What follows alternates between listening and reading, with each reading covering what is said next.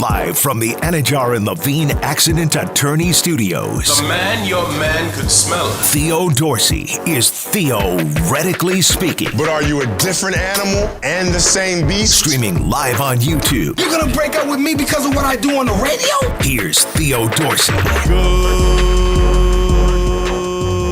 Good people. It is a feel-good Friday. This is Theoretically Speaking, and it is your boy Theo Dorsey. So good to be back with my good people here following a Juneteenth. I hope you enjoyed your Juneteenth celebration. For those who celebrate, good time to be alive, good time to be thriving, good time to be talking a little sports here on ESPN 106.3. We have a Game 7. We have a Game 7 in the NBA Finals. I don't know if you were like me and you were so enamored with Love Island USA last night. Oh, my goodness. I mean, Meg Thee Stallion gave more effort in her little contest on Love Island, the reality show you can see on Peacock that I've been telling y'all is more entertaining than these NBA Finals.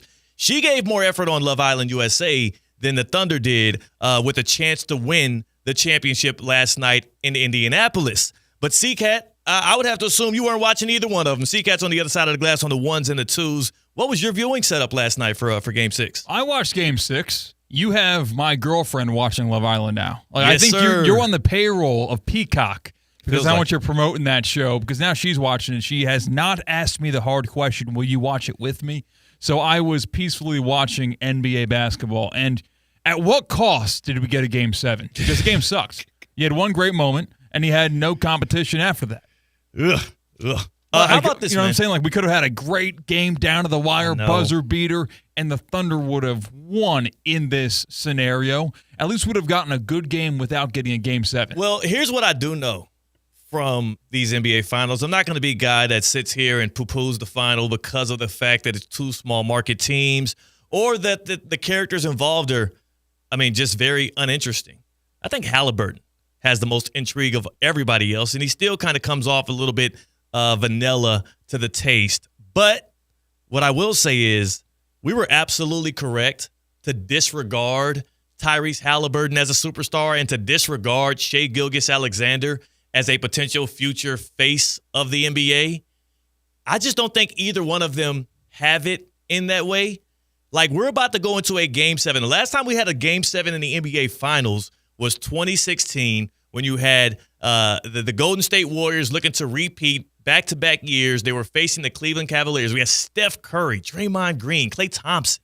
We had Iguodala. We had on the other side a LeBron James-led team that felt shorted in 2015 because of injuries with Kevin Love, Kyrie Irving.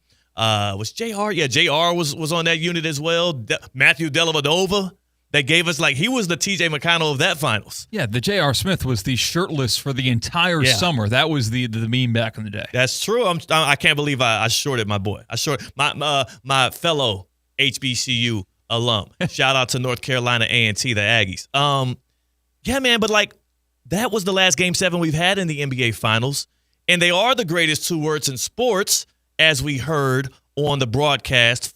Finaling when the Pacers did win 108-91. It was a blowout.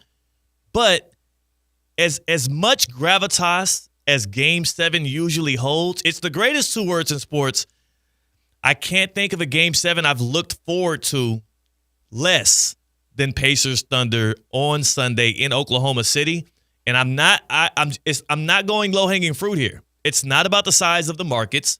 It's not even about the lack of intrigue with these stars involved. It has much more to do with the fact that at times throughout this series, it has seemed like the Thunder just have not given a damn, including last night. Shai Gilgeous-Alexander, you had an opportunity here to win your first ever NBA title. You had an opportunity to kind of finally put your foot on their neck. Don't relent. Be a dog. Care. He's so too cool for school. He tries to play this whole stoic role as if he's like a 55-year-old Zen master, and he's just I'm unflappable, and I'm the same no matter if it's Monday, Tuesday, whatever. I hope he and the rest of the Thunder know you can't trot your tail into that arena, the Paycor Arena on Sunday night. Paycom, whatever the hell it is. You can't trot your tail in there all willy-nilly with that little lethargic, stoic attitude. Nothing shakes me. In Game 7, you better rise to the moment. You better act like you care. You better act like this is do or die. And the Thunder have. When their backs have been against the wall in elimination games, they have shown us that they can give that second effort, be the first ones to punch. When they're down in a series, we've seen time and time again that they counterpunch very well. I'm just surprised that with a supposedly, hampered Tyrese Halliburton and with a better roster, they got absolutely dismantled. And it wasn't just that, Mark Daigneault got out-coached by Rick Carlisle, which is one of the storylines of this series. Rick Carlisle, one of the great coaches of this era. I'm just now realizing we have not been giving him enough flowers. He is demanding them as we speak. They also just got out-hustled. The Pacers went on that, 30-9 run at the end of the first half. Game started 10-2. Yeah. Thunder leading 10-2 so the game started. And then they just rolled the energy of the crowd to a demonstrative finishing of the first half, and then it never was a game again. So they win at 108-91. A couple of quick stats that I'll give out there before we get into conversation here. The Thunder, the Oklahoma City Thunder, with all of those good playmakers, decision makers, and scorers, had 14 assists and 21 turnovers. It's not winning basketball. Shai Gilgeous-Alexander, in the Game 3 loss, he had 6 turnovers. So what does he do in Game 6 with a chance to cement one of the great singular seasons of all time in NBA, a 68-win team, scoring champion, MVP, likely going to be finals MVP, with a chance to cement all of that? What do? 8 turnovers in Game 6, a playoff career high. Jalen Williams. Yeah, I ain't done. Jalen Williams, I'm looking at you. You had 40 points in Game 5 when it was all comfortable and fun at home. Game 6, chance to win it all. Not only did he not get the 40, I think he dropped 16 points, but more importantly, he dropped another 40 ball. You want to know what that was, C-Cat? What? Minus 40 in the box score. Jalen Williams went from 40 points in a winning effort, looking like a potential finals MVP, to the very next game. Couple of days away, he goes minus 40 in plus-minus in the box score. Not only is that the lowest of these NBA finals, C-Cat, that's the lowest since they've been tracking the damn number in the NBA finals. Whoa. One of the best games in finals history to literally the singular worst game in finals history. I introduced to you Jalen Williams. And that is exactly why I cannot get down with these Oklahoma City Thunder. They have opened the door wide open for Rick Carlisle to sneak off yet again, just like he did in 2011 with those Dallas Mavericks, one of the most unpredictable, undermanned NBA championship teams in the history of the league. I would say this will be number one. It would surpass what they did in 2011 when it was Mavericks versus the Big Three Heat. And I'm not here to say that the Thunder don't deserve to be at this stage, but the damn sure ain't playing like it. And at this point, and C-Cat, you know this, I'm going to look like an absolute fool if the Pacers win the finals. Yes, you have been on it's a foregone conclusion. Yeah. That whoever wins the West wins the NBA Finals. So this is going back further than when the series was announced and the matchup was set. It has been a Thunder championship run from the dawn of time. It feels like in 2025 for you. I've been saying it for the longest. This is a Thunder championship. This is the coronation of the Thunder. They have it right here. It's been written. It's been put right in front of them, but they refuse to go grab it. And I don't know if they want an extra home gate. You know what I'm saying? I don't know if OKC hey, we could use a couple extra dollars, brothers, just bring it back home. Get it done in Game 7. I don't know what it is, but I will tell you this. That effort they gave last night was nowhere near the kind of effort I've seen from them throughout the year, throughout the regular season, and even throughout this postseason. It was absolutely horrendous. And now as a person that's going to have total egg on my face, I'm going to look like a complete fool if the Pacers win the finals, and I can admit to that. I'm never above, keeping it G with y'all. I'm a very honest person. When I'm wrong, I'm wrong. The Thunder had the talent. The talent gap between the Thunder and the Pacers weighs heavily on the side of Oklahoma City, but the Pacers are outplaying them. They did so with a banged-up Halliburton. They did so last night, and they'll have a chance to do the same thing on Sunday night. They've already showed us the series they can win in Oklahoma City. They did it in Game 1. I think one of the words that was best to use to describe the Oklahoma City Thunder last night was a alarming lack of a sense of urgency.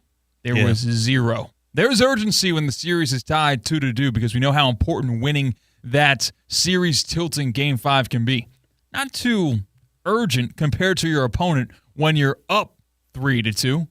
It's okay if we lose. We're going to live to play another game anyway. It's all right. And like you said, the nonchalance, the ho-hum zen. Throwing the ball around. Throwing the ball. It's okay. Around. It's just a game of basketball. I get to walk through these doors and get paid to play the game I love mentality you hear with J-Dub, who he will talk about. And the power of friendship won't win you a Game 7. That power of friendship stuff that they putting out there with the Thunder, that is a whack team. The Thunder are whack. I'll be the one to say it. I don't want to. I don't even say this to be diminishing to them as people, but as basketball players, them dudes are whack.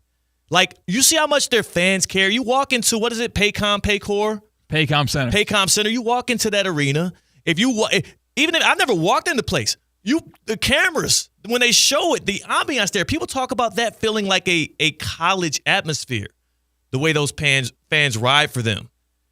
For them to get those kind of that kind of support, and then for them to do things like this, and I know this was on the road last night, but for them to have their fans even stressing a potential loss and what they did in Game 1 as well, like, I think you owe it to the fans at this point to actually at least act like you care if you ain't gonna give a damn. But they playing some I don't give a damn basketball. And as much as I'm gonna look like a fool if the Thunder do lose this series in 7, which is absolutely a possibility now, I'm kind of rooting for the Pacers. How can you not? I'm kind of rooting for the Pacers here. Unless you're a Knicks fan, how can you not be rooting for the Pacers on the winner-take-all NBA Finals Game 7? Here's the thing, though. I'm not rooting for the Pacers because I care about what they got going on or like anything they got going. And honestly, I'm going to stick with my pick of the Oklahoma City Thunder in these finals because I'm not trying to hedge my bets or anything here, but more so because if I was a Pacers fan right now and I'm looking at me, Theo Dorsey, I'm like, hell no. You stay over there. They don't want me over there picking them, saying that they're going to win. I've been wrong about this series every step of the way. And if I was a Pacers fan, I would say, hell no. You can't switch up now that we've shown you that we're one win away from winning the title. Don't switch up. Don't act like you knew what it was, because I did it. Y'all fooled me. Y'all were great. Y'all are way better than I thought. And I really got fooled by two teams in this finals. I got fooled by the Thunder because they had that killer instinct in the Western Conference Finals. And I got fooled by the Pacers because I didn't think they had enough. But clearly they got more than enough, and they showed it last night. They got a chance to show it in Game 7 on the road on Sunday. So here's what I'll say. My official stance on Game 7 is I want the Pacers to win, and it's mainly because I don't think the Thunder deserve a championship at this point. They play with their food. I'll pick the Thunder to win it. I'll stick with my pick. I'm not changing my pick mid-finals like this, but I'm going to be rooting for the Pacers to make me look like an idiot because I hope they do. And I hope the Thunder have a lot of reconciling to do this offseason. I hope that they read some new books, maybe put the Stoicism books down and pick up a book on urgency. Pick up a book on how important time is, you know what I'm saying, and how to make the most of that. You know what I'm saying? What was that, a 5-minute day or something? 5-minute manager? Yeah. That was ugly. I liked the point you made about how the environment that they play in when they're at home games and the coverage of their team locally, it is so overwhelmingly positive for them not to have the foot on the gas pedal, doing whatever they can at all costs to win this series in as little as games as possible. Whereas if you're in a major media market, if you're in Boston, if you're in New York, if you're in L.A., you will be killed. Not literally. You will be killed in the papers. You'll be killed on the radio. You will be demonized for poor performance in those very important historical uniforms. In the Lakers, yellow and purple. In the Knicks uniform. In a Boston Celtics uniform. If you do not reach your potential, they want to get you out of there. And they're sick and tired of you. And they will not like you. Whereas it feels like in Oklahoma City, these guys have gifted us a basketball team we care about locally. And we can drive down the road to go to it. This is pretty nice. Thank you, Oklahoma City Thunder. We're with you till death do us part. And for them not to take care of business on the road, not even to give up a fight, it wasn't a miraculous comeback where all of a sudden Naismith gets scolding white hot at the end of the game, and you just shrug your shoulders and say, you know what, that's just one of those things. Sometimes the bounces don't go your way, and that was one of our nights. No, the Indiana Pacers absolutely crushed Oklahoma City, and it was half Oklahoma City's fault, half the Pacers' fault. I'm trying to find there it is. Mike Sherman.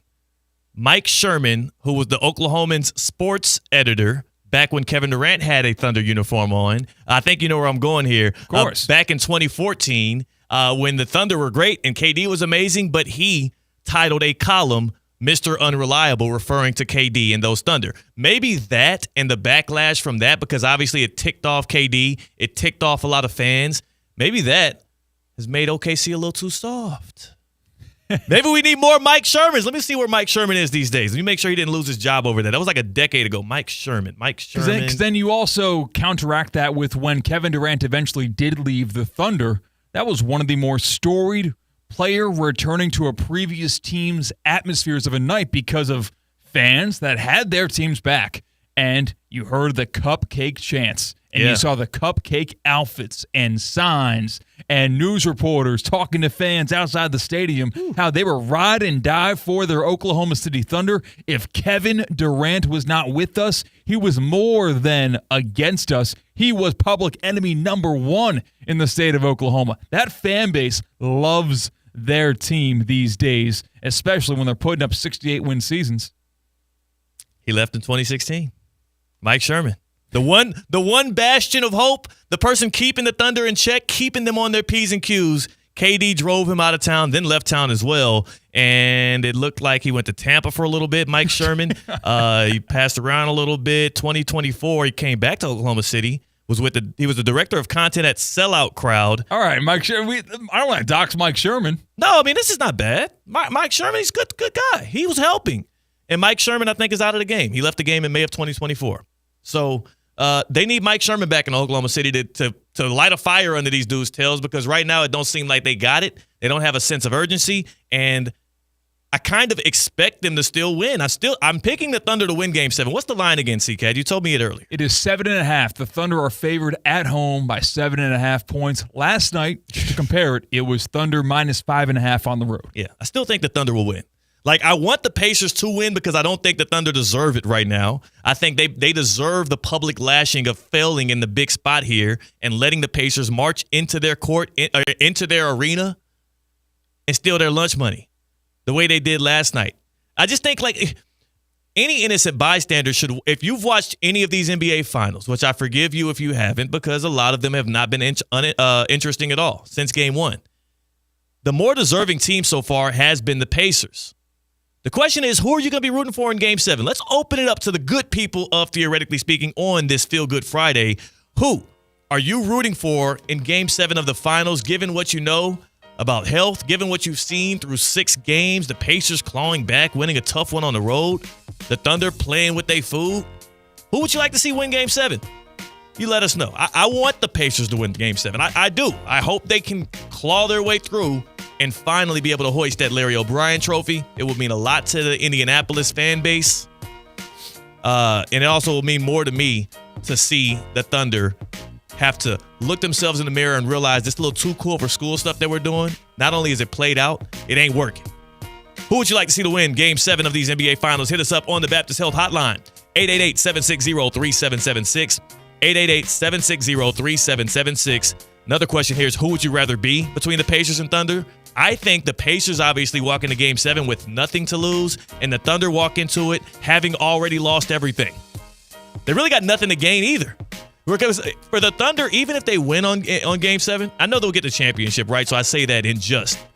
Will you be impressed? Nope. There's nothing the Thunder can do now to impress me. Even to win a game, even if they win by 45, I'm like, all right, yeah. Finally, you finally woke up. Cool. I guess, yeah, because they had more to prove that they could storm through every round of the playoffs. Yeah. They were brought to a Game 7 against the Nuggets, though. But that's with a championship team. Yeah, a few bumps along the road, and if they were to just capsize this miracle run from the Indiana Pacers, it feels like the Pacers have proved something every step of the road. Yeah. But the Thunder, in all that noise about them being one of the best teams in NBA history, one of the most dominant seasons, that was cute. Best regular season, yeah.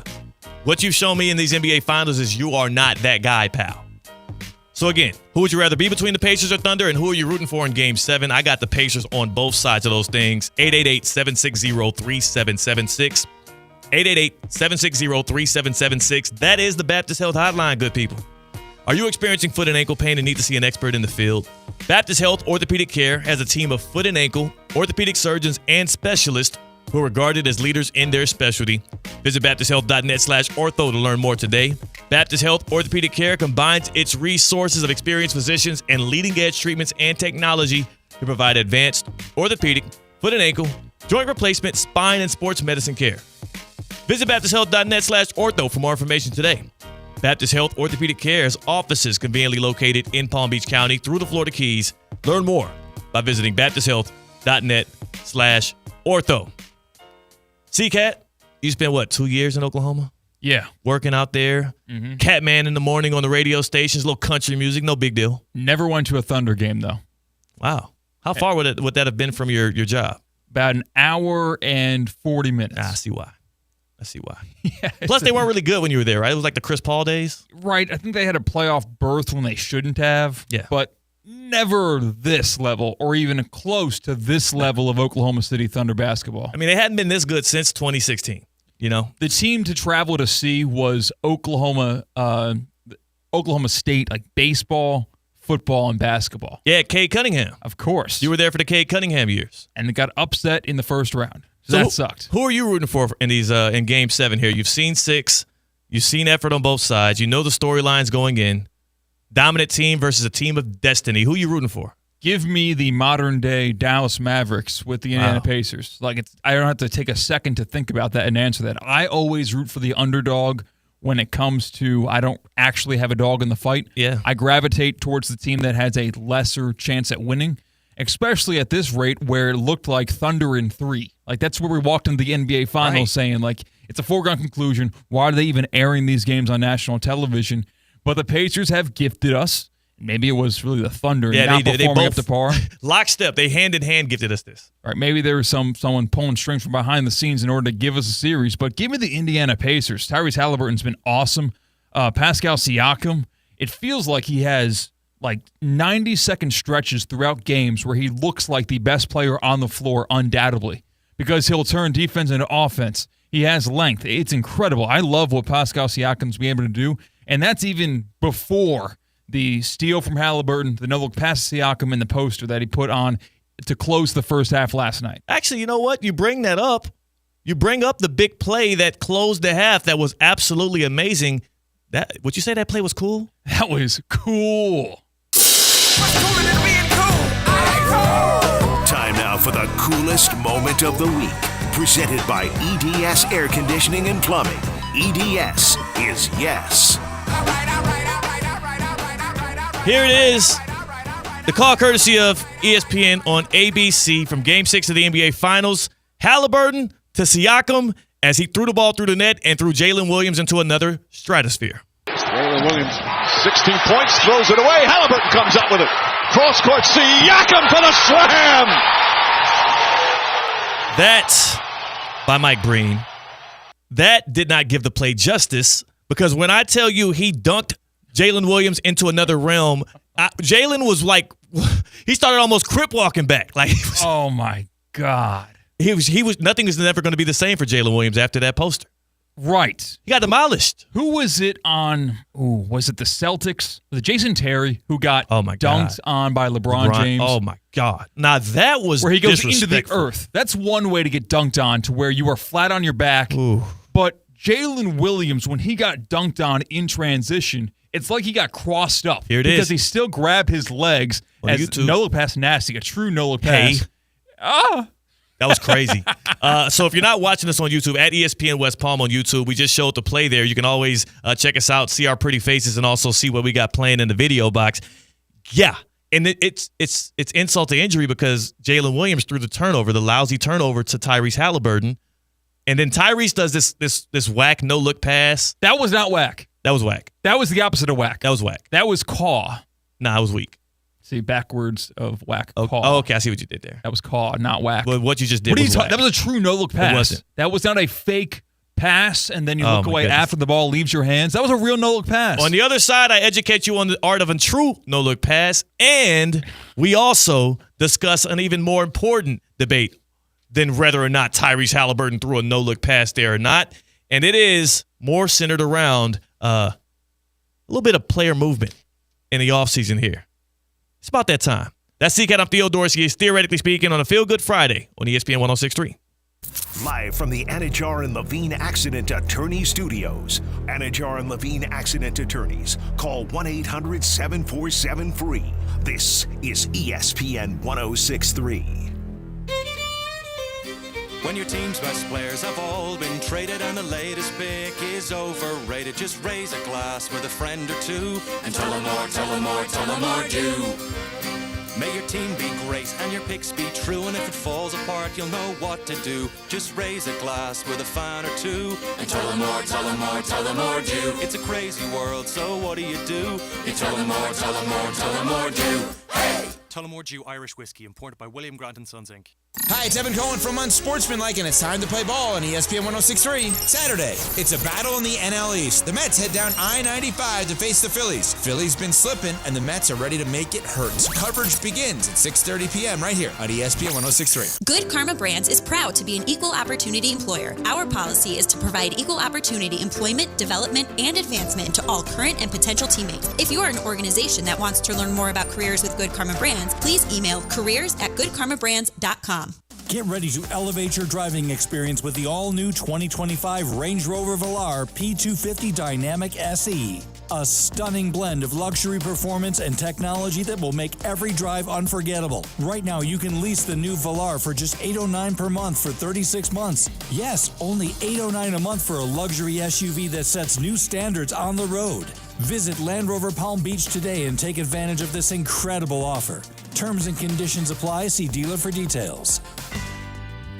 Introducing DQ Grill & Chill's new sauced and tossed buffalo chicken strips. A basket of 100% all-white meat seasoned chicken strips, now being served with blue cheese or ranch dressing dips. The blizzard of the month is the Strawberry Cheesecake Blizzard, a new flavor for the summer, featuring a creamy blend of strawberry cheesecake pieces in vanilla soft serve, dipped in strawberry topping. DQ Grill & Chill with 2 locations, 4828 Lake Worth Road and US 1 just south of North Lake.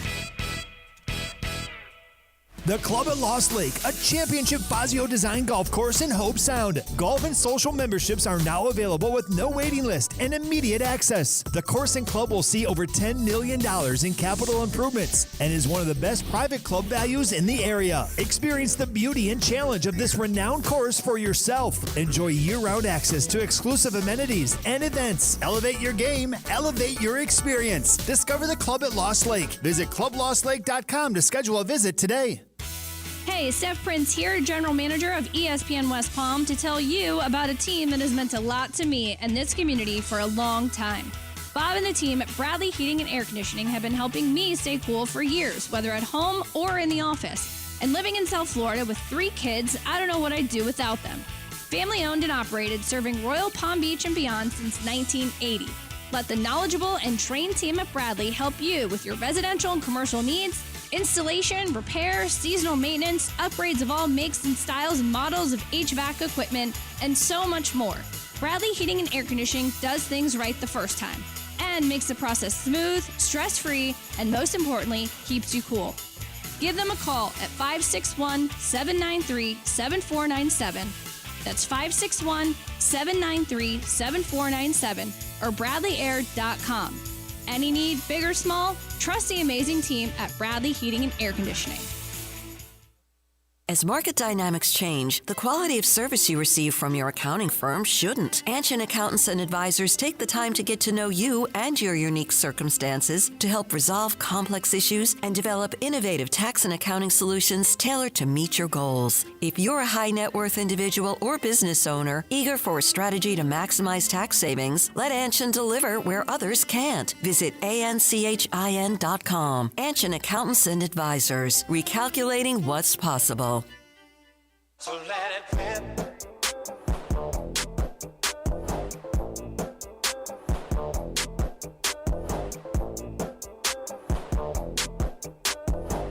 I would like him to be playing South Beach, man. I think it sets up perfectly to be on a team with guys like Bam Adebayo that does it all, right? The culture of winning in Miami. You have another elite scorer in Tyler Hero, but he could step right in and be the ultimate scorer that he has been, right? And there's no shots at other coaches. For the little bit of time that I played in Miami, that was the best brand of basketball that I've been a part of. Spo does a great job of getting the best out of guys, and I think that's the perfect spot for him, man. The East is wide open, and, you know, he can flourish here. Live from the Anajar and Levine Accident Attorney Studios, Theo Dorsey is theoretically speaking. Streaming live on YouTube, here's Theo Dorsey. The Morris twin agrees. Kevin Durant to the Miami Heat. Well, it's a match made in heaven. It's your boy Theo Dorsey back at it on a Feel Good Friday. That would make me feel good on this Friday. Would that make you feel good, C-Cat? If the Heat become more relevant, it helps our show. Yeah. So, yeah, it'd make me feel good. I don't want another play-in tournament disaster of a show where we have to pretend like we think that winning the play-in game actually matters. Well, I've been a Heat fan since about, 05, 04. I will tell you this. They have flirted with free agents in this way and have been close to getting one in this way so many times. So, though it would make me feel good, do not get your hopes up quite yet. But one thing that makes me feel good that I can keep my hopes high on because it's locked in my home. Hey, Culligan man. Culligan water. You know, I have a little water machine in my crib right now, and as I'm waiting on the water to be replaced in there because we're a little bit down, we're a little empty, I remember I also have the water I can get fresh out of my sink thanks to my reverse osmosis system that I got installed by Culligan Water. And I bet you're wondering, so Theo, are you a fancy pants? Are you a fancy pants now, Theo? You too good for the sink water, the faucet water? No. Florida has some of the worst water in America. So not only am I too good for it, you're too good for it. All of the little creepy crawlies in your water, all the contaminants, the pharmaceuticals that have seeped in there that you can't even see with your plain eye. Your eyes ain't made to be able to see those particles, but those particles will do some damage to you if you don't get hooked up with a place like Culligan Water. Let them come to your house today, like they did with me, and they do a free water test. After that water test, they'll show you what's in your water, let you know what has been, what can be potentially derailing some health conditions for you, and then they'll offer these solutions. That's what they do. Culligan has water testing and reverse osmosis systems to keep things clean, cool, and crisp this summer. Try Culligan today for just $10 a month, and you can stay cool, stay hydrated, and stop drinking who knows what. Visit Culligan.com to schedule your free water test today. That's Culligan.com. Hey, Culligan man. All right, let's keep it G, man. KD to the Heat is getting closer and closer to a reality. Now, we've already had a summer flirting with KD that did not finish out right, and that was just a few years ago. So there's a familiarity there between his camp and the Heat. There is a bit of trust, you can say, from Kevin Durant to the Heat. He was on their short list right there. Who did he come down to? It was not the Suns, Spurs, the Heat, and the Rockets. And not the Timberwolves. Not the T-Wolves. He said, hell no. He singled out the Timberwolves and said, I do not want to play there in Minnesota. See, I think that had more to do with where he wanted to live and less to do with, people keep on trying to draw this line to the Anthony Edwards stuff and him not. I think that has more to do with, he picked the Spurs, the Rockets, and the Heat. What's the commonality in those three places? It's warm. Warm. No state income tax. Oh. He's about to retire. Wherever he picks, he wants to end his career. And here's another reason why I know this was a money move, him leaving it to the teams in the states where there's no state income tax. And, of course, it's warm weather. Have you seen this latest headline that just came out about Kevin Durant linking him with a soccer team? No. What's that about? Literally just broke about an hour ago. Phoenix Suns forward Kevin Durant purchased a stake in PSG. Oh, they're big.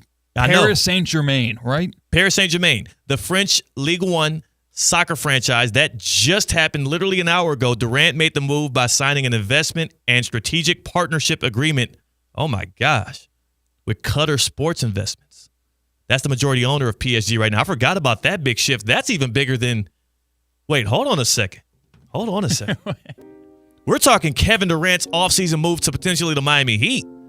Things are apparently nearing the finish line. This article from Alex Butler, this article discussing Kevin Durant buying a stake in Paris Saint-Germain soccer. might matter more than even where he goes to play basketball next. This is a business move. But this ain't just a business move. This is also potentially a basketball move. You know what else that Qatar Sports Investments have been flirting with the idea of doing? Is this the same Qatar that hosted the World Cup, or is this a different? Qatar. Yeah, it is the same one. I think people pronounce it there. Qatar. I don't know. It's one just making sure. I'm very ignorant on this. I don't know what you're talking about. Qatar. Qatar. Qatar. But what I'm saying is, I believe those are some of the same folks that were talking about starting a basketball league that would compete with the NBA. Whoa. That would get the stars of the NBA for an overseas league, potentially for like a shortened season where you play less games. Why does the NFL have such a stranglehold on its consumers, on fan bases? Why does it not matter who's in the Super Bowl every year? It doesn't matter if it's a small market or a big market team. Well, it's because there's a familiarity there, because there is a shortage of the amount of games. Only 17 games every regular season, so we're watching most of them. They have dedicated days where we sit down and watch football. Basketball's got 82 games, and it's always happening.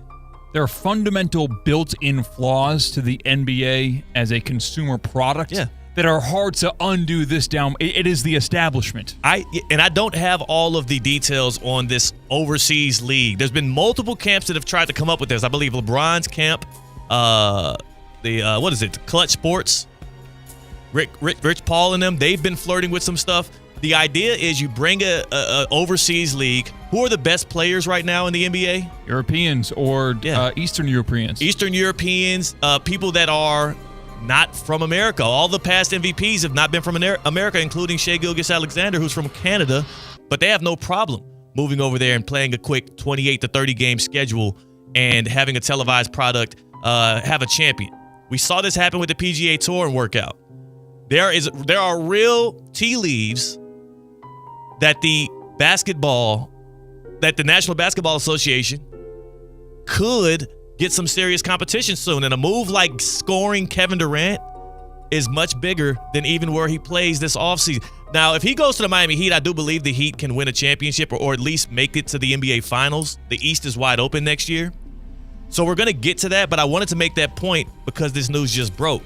KD partnering up with QSI is a headline I don't want you to overlook. So take some time out of your day when you get a chance. If you're a real basketball fan, a hoop head, take some time out of your day, look into that, and look into that basketball league they're looking at developing. Because, C-Cat, I'm telling you this, you take a league like that and you move it away from the NFL schedule and you televise it, and who are the biggest stars in the NBA right now? The guys that are almost about to be out of the NBA. LeBron, Curry, KD. They already got one of them. LeBron's been flirting with it. I'm sure Curry likes money. If somebody knocked on LeBron's door, hey, $200 million right now to play a season, 28 games. Luka, $200 million for this year alone. Come play a season for us. It's 28 games, and then we'll have a tournament for a championship. Why would they say no?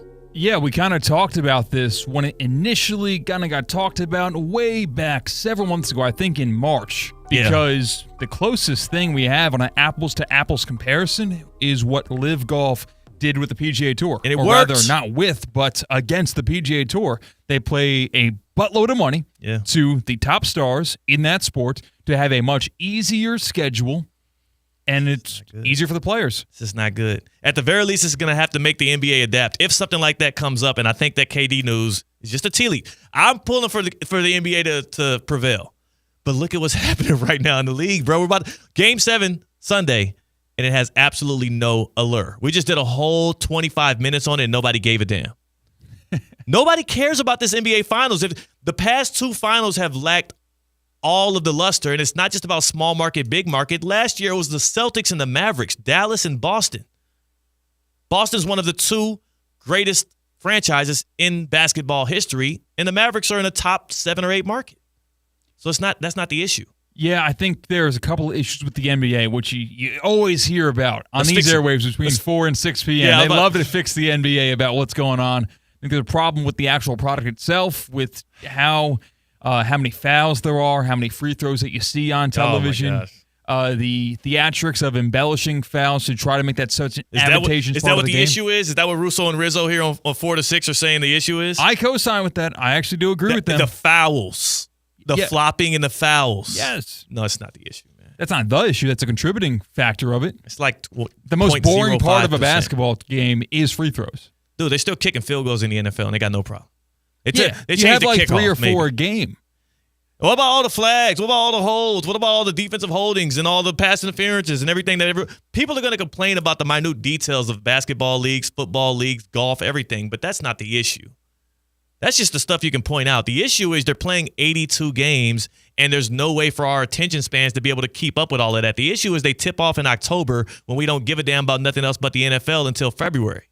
Those are like the big issues. The issue is the stars that they built the league around and the marketing around are all 35 plus now, and they're clearly not the best ones because they're not on the biggest stage right now. And we look at the biggest stage and nobody gives a damn. Well, I think that there's a step up in what you watch on TV in the postseason versus what you see in the regular season. Look, well, last night, that was crap. Yeah, because it was a blowout. Yeah. But, I mean, like when you see defense played, it is good basketball. Game 1 of the NBA Finals was a really good game. It's a great game. But to be honest with you, to be fair, it was a great fourth quarter. Okay. It was not a very fun first 3 quarters. Then I would say it was not a very fun first 3 quarters. But, all right, you're right, though, C-Cat. There are issues with the way the game is played. There's a bit of there's not a lot of variety in which teams play, like the style of play right now. Very homogenous, as they say. It's almost like in baseball, the 3 true outcomes, it's either home run, it's walk, or it's strikeout. Yeah. It's not a very great way to watch the game. Yeah, you'll get those clips of home runs. That'll be your highlight. That'll get the retweets. That'll get the attention. But the bulk of the action, if you're going to boil it down to just home runs, walks, and strikeouts, that's not a great experience. You're right. If you're going to boil it down to just 3-pointers, fouls, and what? Dunks? Dunks, yeah. Threes and dunks. Three. That's the new 3 and D. All right, here's my question to C-Cat. Bump all that, because we're not fixing the NBA right now, and Adam Silver's not listening anyways. He's prepping for a big-time Game 7 trophy presentation. Let's go back to the Miami Heat. Because the Pacers look like the team best positioned in the East next year to be a big threat, because apparently Tyrese Halliburton's calf is fine. Remember, I was talking all that talk. He played through it. He looked good. He looked uninhibited, I'll be honest. I still think that move they made with the Pelicans, where they traded for their next year's first-round pick, was a bit of a fail-safe in case he does rip up that Achilles, which I'm hoping he doesn't. It's a potential, though. When you have a calf injury, we know what the calf bone connected to the Achilles bone. That's how it works.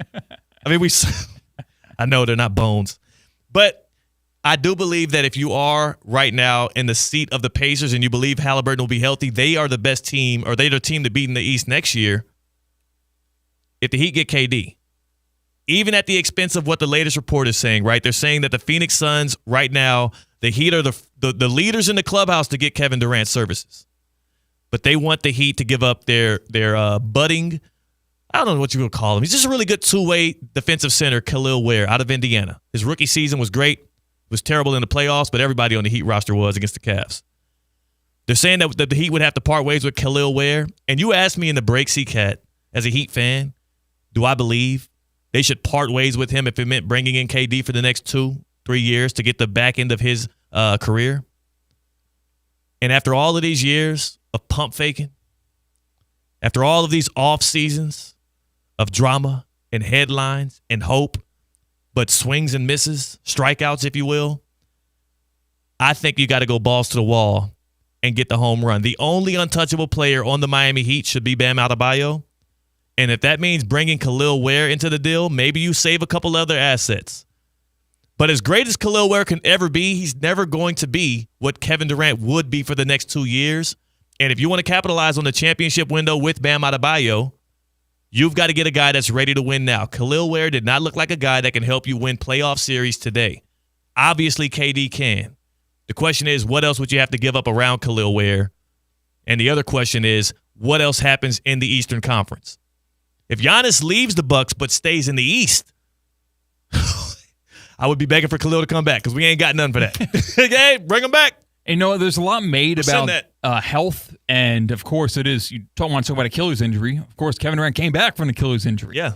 And sure, it was a year off, didn't really bounce back as strong as he could, but I think that, don't forget, the Brooklyn Nets were maybe an inch away from beating the eventual NBA champion. Yeah. Milwaukee Bucks in the East, and winning a finals more than likely than not in that season with Kevin Durant leading the way and playing with the Phoenix Suns. He's been pretty darn good the past couple years, has he not? Come on, man. He's still been good. I told you I was like 20 years almost in a row, 25 points a game. Kevin Durant on this Heat team, coached by Eric Spoelstra, surrounded by many of the key guys we have here today, that he would lead them through the Eastern Conference playoffs. Would he be better than Jimmy Butler in his prime with the Heat? That's such a tough answer. Here's what I will say is, as the Heat are currently constructed, he would be better for this team. Like, because they need the scoring threat. Like Jimmy in his prime, when Jimmy was doing it, he was able to put the ball in the rim.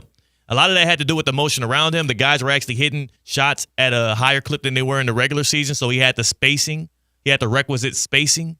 But the issue with Jimmy Butler on the Heat a lot of times was that he and Bam did not play that well together because they both can't shoot the damn basketball. KD can stripe it. So I would rather have KD, yes, 100%. Today for sure, but I don't want to ever assume what KD can do at age 37, 38 would surpass playoff Jimmy. Oh, my God. Get to an NBA Finals, right? That's, I guess, the bar that has been set by Jimmy Butler in the Butler-Miami Heat era, restoring the culture to the Miami Heat. And if you want a culture restorer, is Kevin Durant that guy? I think in the X's and O's he is, but in terms of the Heat culture, he's not. He's not a culture setter. And that's the perfect place to be, is the place where they already have the culture. And you just join in and be a part of it. But he's not a culture setter. He's just the number one option on offense. I guess so, but again, you get your prized free agent. Someone's got to set the culture. No, it's not like it's going to be teaching an old guy new tricks. No, culture's there. That's what that is the whole point. That's why they got the jerseys. That's why they got the hash. The culture is there. If there's one thing we don't need anybody to do is set a culture in Miami. That's been done. We need somebody to come in there and put the ball through the rim. But like you talked about how Heat culture was on life support before Jimmy Butler got there, and he resuscitated it and brought it back. Yeah. You don't feel the same way now about the perception from those within the organization? No, I just think they're not good. Okay. I think the culture is still there. I think it's not good. And the reason why it was on life support was because they just were not good for multiple years in a row, and it starts to tear away at the fabric of what you've built. It's just been 2 years in a row where they've been in the play-in. Yeah. Not very good. And this is not good. But they've also, though, part of that has been Jimmy Butler induced. That's true. Yeah, that has been players on the team not playing on the team. Yes, and that's been the issue. And I think we don't have – if you can question a lot of things about Kevin Durant, his sensitivity, his leadership ability, the amount of time he spends on X or Twitter or whatever the hell you want to call it. Like, please, delete the account. One thing you can't question about KD is if he wants to play basketball, his will to win. Like, that dude does it. And you talked about coming back from injuries. Nobody comes back from injuries better than KD. Like, so I have no questions about whether or not he would come and give his all over there at the Kaseya Center. The question is, can the Heat retain enough value on the team to become a championship contender in the East? I was going to say remain one, but they ain't been one in a couple of years. C-Cat, if he comes to the Heat, well, he going to find out about the South Florida Heat. And I ain't talking about the basketball team. I ain't. No. I'm talking about the way that sun been poking out from them clouds and burning us down left and right these days. Like, dude, it is hot. You run from the car to your apartment, your home, your townhouse because it's too hot outside. You got to keep the heat outside. You do. And thank God I'm able to do so. Like, I can't even I'm doing mile runs now. I have to do them at night when the sun is down because it is unbearable. And I grew up running in the Texas heat. I grew up running for Track Zoom in the Texas heat in my youth days. I can't do it no more, man. This South Florida heat is bearing down on a brother, and don't let it bear down on your home. And also, do not let your financial situation be in the way of that. EDS is actually now offering 0% interest financing for 60 months to qualified customers. That's right. EDS Air Conditioning and Plumbing is here for you. They were here for me. That's why I became a Gold Plan member. That is why I'm locked in with the best of the best of the best, sir. EDSisyes.com. That's where you can go to get locked in as well. Is there a room in your home that is hotter than others? Well, then EDS is yes. Do you have trouble getting hot water when you need it? Well, then EDS is yes. Don't let your budget stand in between you and a comfortable home. Financing options are available for you. That's right, you. With the EDS Gold plan, you get that like I did. You get 2 visits per year, making sure your AC is running at peak performance. EDS is, yes, they are your trusted AC and plumbing expert. So make sure your water and air are flowing properly in your home. Call today or visit edsyes.com. So you got a little get-around action on the other side. Then we have a special guest coming in for a little Who Missed the Cut. It's a Feel Good Friday, and I'm feeling good today on ESPN 106.3. Live from the Anajar and Levine Accident Attorney Studios. Anajar and Levine Accident Attorneys. Call 1-800-747-FREE. This is ESPN 106.3. Want to accelerate your career as a manager or executive in the exciting industry of sports? Florida Atlantic University's MBA in Sport Management program is ranked #1 in Florida and 10th in the world. Students learn practical and applied skills from top faculty and experts who work in the industry. With a 94% placement rate for all grads, the full-time MBA program sets students up for success in the world of sports. Check out Florida Atlantic University's MBA in Sport Management program today by going to business.fau.edu. As market dynamics change, the quality and service you receive from your accounting firm shouldn't. Partner-owned since 1923, Anshin Accountants and Advisors take the time to get to know you and your unique circumstances to help resolve complex issues and develop innovative tax and accounting solutions tailored to meet your goals. If you're a high net worth individual or business owner eager for a strategy to maximize tax savings, let Anshin deliver value where others can't. Visit anchin.com. Anshin Accountants and Advisors, recalculating what's possible. What would you do with an extra $700? You can earn up to $700 per year with Boost Checking from Flagler Credit Union. Boost Checking pays 7.0 annual percentage yield on balances up to $10,000. That's up to $700 extra to do what you love. Boost Checking from Flagler Credit Union. Requirements apply to earn the highest dividend rates. Limit 1 checking account per membership. Dividend rates and annual percentage yield subject to change. Business accounts do not qualify. Insured by NCUA, proud partner of Florida Atlantic University Athletics. Breaking news on ESPN 106.3 is brought to you by St. Lucie Battery and Tire. This just in. We begin this hour with breaking news. When news breaks, ESPN 106.3 has it covered. We've had developments. ESPN 106.3 can now report. When your vehicle breaks, St. Lucie Battery and Tire fixes it. Stay tuned to ESPN 106.3 for more breaking news. Brought to you by St. Lucie Battery and Tire. Are you ready for a global summer showdown? Monday, June 23rd at Hard Rock Stadium. Football legends collide at the 2025 FIFA Club World Cup. Inter Miami and Palmeiras. Lionel Messi and Jordi Alba taking on Estevão Willian and Gustavo Gomez. Don't miss your chance to be part of history. Grab your tickets now at FIFA.com/tickets. The weather is heating up and summer is here. Stay cool with EDS Air Conditioning. Right now, qualified customers can take advantage of 0% interest for 60 months on a brand new AC. Hot streaks belong in sports, not in your home. With over 800 Google reviews and a 4.8 star rating, EDS is the name you can trust since 2006. Visit edsyes.com today. Game day comfort starts now. Don't sweat the small stuff.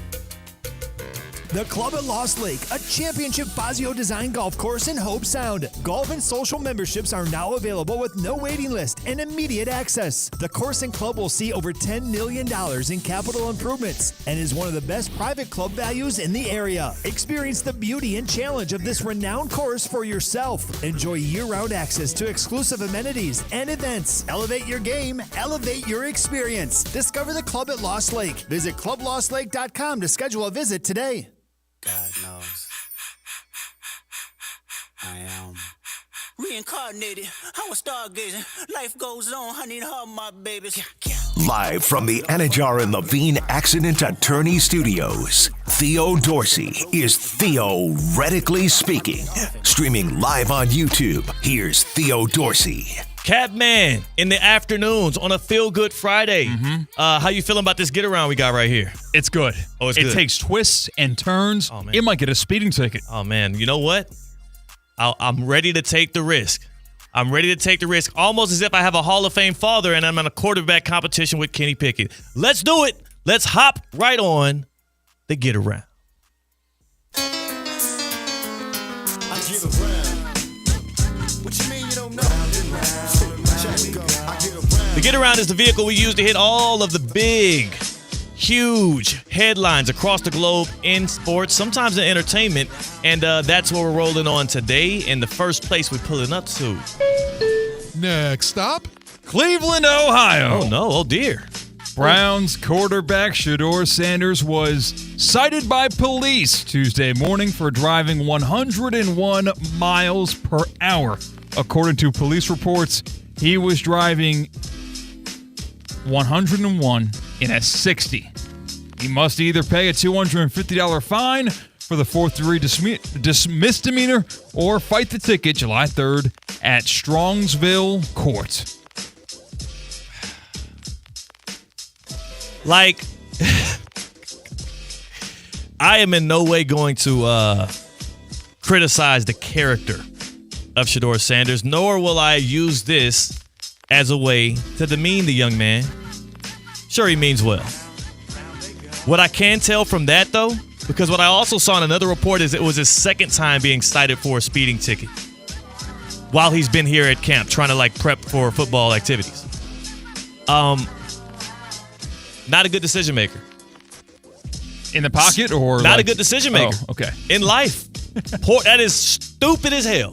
I mean, that is absolutely idiotic. I'm not going to say the dude is an idiot, but that was idiotic. How the hell, with all of the targets already on your back, as a fifth-round pick, that means you're, exceedingly expendable in a 4-quarterback battle with Joe Flacco, Kenny Pickett, and Dylan Gabriel. You're out here speeding, going 100 in a 60. And I know some people are going to be like, oh, it's not that fast. Dude, lay it off. Maybe he's a kid. It's just stupid. What do you have to gain out of that? Yeah, who do you think you are? Former Boilermaker and current Grizzlies center Zach Edey, who also got charged with reckless driving over 100 miles per hour in Indiana? All right, here's the issue, too. Because Edey is an idiot as well for that. And so is Jordan Addison. And you know who was the biggest idiot of them all? Henry Ruggs. Gonna get there, yeah. Look, Rashee Rice, I ain't holding punches. You were an idiot as well. One of my receivers for my Kansas City Chiefs, who I'm not sure how fast he was going, but I know he got into that huge wreck and then ran off, allegedly, because it hasn't got played out in court. What are we doing? You have so much to lose. You have so much to lose, so much more life to live and gain. And the reckless behavior like this just lets me know you're a poor decision maker. I don't even do that. You know what I'm saying? I wouldn't do nothing that idiotic. What was that? Oh, you get a thrill? Oh, my God. It's interesting because my motivation when I drive to not speed is to not have to pay a ticket. Yes. When you have these young athletes have all the money in the world, or at least they feel like it, that is completely wiped out, where $250 is absolutely nothing to Shedeur Sanders. All right, well, what about the motivation of, preserving your life or others' lives? I don't want to be, maybe I'm an old guy now. I just don't think you get anything out of going 100 in a 60. And I believe the time they stamped on that article was past midnight. Yeah, it was in the morning. 12:24 is when he got pulled over. That's just stupid. Is there any other word to describe that as other than stupid? You're not a top 10 pick either. You are very expendable. It's stupid. There's nothing cool or smart about that. Anybody out there that's trying to normalize going 100 in a 60, you're stupid as well. Yeah, it's also glamorized online now. You'll see videos of guys weaving around traffic, and it gets a lot of clicks, it gets a lot of views, it gets a lot of likes. I just don't get it. He doesn't need any more clicks, views, or likes. That's a good point. What does he have to gain from that? He's got the most get home earlier. That's what he's got. What he has to gain is shaving off 3.5 minutes from his 20-minute commute. One of my homies was Cam Ward got them 5 a.m. practice. He was trying to beat him. He was like, if Cam Ward is getting in there to camp at 5 a.m., I got to get. He was hauling ass. It's 12:30 a.m. He's like, well, beat that. Next stop. Let's go to Los Angeles, California, where things got heated last night. Dodgers-Padres series finale. Fernando Tatis, he got plunked on the hand. Yeah, this is the third time in 9 days that he got hit by a pitch. Not in general, hit by a pitch from the LA Dodgers. Here's what Manny Machado had to say in light of another hit by pitch for his star shortstop. Machado said, quote, Let's just hope the CT scan comes back negative. The Dodgers got to pray it comes back negative tomorrow. They better put out a candle. That's a real threat. I don't know Manny Machado's background enough to know if I would be afraid of that threat, but that's a serious threat. And you know what? He should be threatening them like that. It should be on site between the Padres and Dodgers next time they get on the baseball diamond. I want them to drop the glove. What do they drop in baseball when they fight? They empty the bullpens and then clear the dugouts. They did clear the dugouts last night because both the managers on both sides were jawing at each other. Dave Roberts was heated that he was accused of such atrocities. And then Shohei Ohtani got plunked in that very same inning in the bottom half. And Shohei kind of waved off the dugout, said, don't come out here, it's whatever, blah, blah, blah. It is fun when the Dodgers and Padres are going at it like this. Because there's little brother syndrome. How could there not be between the Padres and Dodgers? Because the Dodgers are the second biggest brand in baseball. The Padres... They're in San Diego. They're new money, right? They're brand new money. They just got good. Tony Gwynn was a long time ago, and the Dodgers have been relevant for a long time. Like, is there any precedent for first inning, before the first pitch even starts, like we just get after it? Like in hockey, how they they'll do the face-off, and then they drop everything, and they run and rush the mound, and we just get it going. I haven't seen that before, no. I want to know what the earliest baseball brawl in a game is. Huh. Because they need to set the record. That was game 4 of a 4-game series. So they'll have to wait. So it's not like they played tonight. That would have been nice. But they play pretty soon, I believe, in early August. I'm going to look that up We'll again. get the date. Yeah. We'll get the date for the next Padres-Dodgers game. But while we look for that date, how about we get to our next stop? Next stop. Connor McDavid joins us in Edmonton, Canada. Well, what's the province that Edmonton's in? I don't know. Alberta. Connor McDavid went back to his home nation, unable to return Lord Stanley to the Great White North. He had this to say about his personal future. August 15th, by the way. After coming up short, they were just 3 wins away, 2 years to go back-to-back as Stanley Cup champions, and said they've got no hardware come of it. Here's what McDavid had to say. As you said, it's only been a couple of days since the season ended. Take some time to regroup. Talk to my agent a little bit and family and all that, and make some decisions whenever that time comes. But there's no rush on anything like that. No rush on whether or not Connor McDavid's going to sign an extension with the Edmonton Oilers, the team that he went to back-to-back Stanley Cup finals with and lost in those series to the Panthers. Are we seeing a little NBA-ification of the NHL here? Ooh. The leagues run parallel. The NHL is like, we need some of that attention. Let me get some of that. Somebody got to get McDavid out of Edmonton. Here's what I'll say. So McDavid becomes extension eligible on July 1st. For those unfamiliar with the situation, he is wrapping up a now 8-year, $100 million deal. An 8-year, $100 million deal. And for Connor McDavid, you're extension eligible on July 1st, but you can play out that deal and become a free agent next season and sign anywhere. No matter what happens, he is Connor McJesus, right? Quote unquote. He is the guy who we compare to Wayne Gretzky, so he will set a record for whatever contract he signs next. The question is, can Connor McDavid leave Edmonton ringless? Can he move on and go somewhere that might be a better environment for winning, or maybe where he wants to live, and not have ill will from that fan base? It's so anti-NHL, man. It is. It's so anti-NHL. So what's better for the NHL, if he stays and tries to win with the Oilers, or if he takes off and goes and plays for maybe the team he grew up rooting for? Toronto Maple Leafs, as we discovered pre-show. I would say stay. It is so hockey because of how long you can play hockey and how long careers are, where things can change in the front office. They can change the tools around Connor McDavid, where we never have to ask ourselves whether or not he is the problem. Can Connor McDavid be the best player on a championship-winning hockey team? We don't have to ask that question. Look how glorious it was when finally Alex Ovechkin hoisted the Stanley Cup with the Washington Capitals. Oh. That would have felt a whole lot different if he team-hopped and went somewhere else. But wouldn't it create a new level of intrigue if the best player in your sport switches teams in the middle of his prime?